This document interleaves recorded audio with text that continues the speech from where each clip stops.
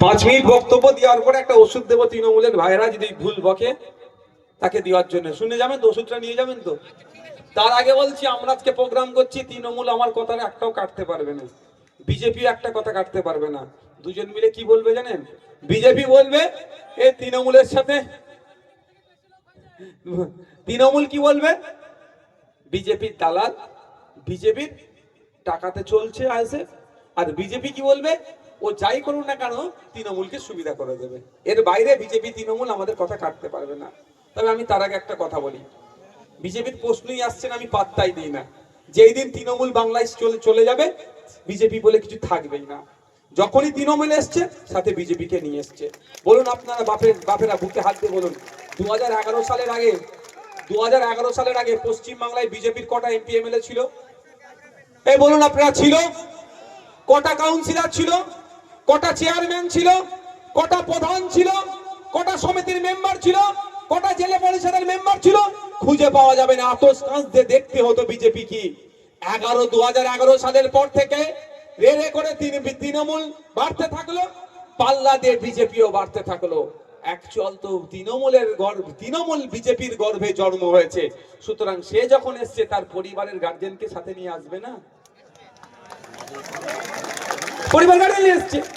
তো যেদিন তৃণমূল শেষ, সেদিন বিজেপিও শেষ হবে।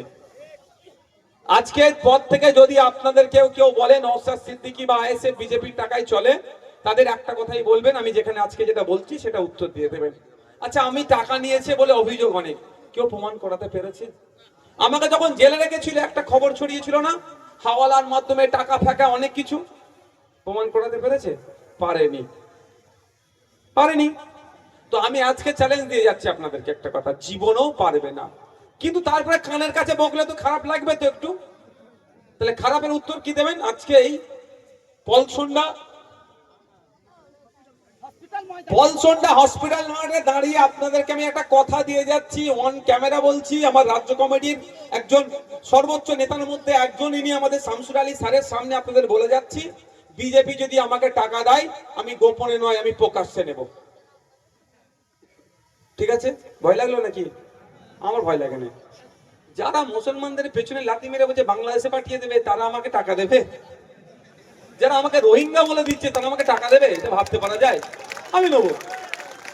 এবার হচ্ছে, আমার যেই বন্ধু টাকার ব্যবস্থা করে দেবে, তাকে 90% টাকা ফেরত দিয়ে দেবো।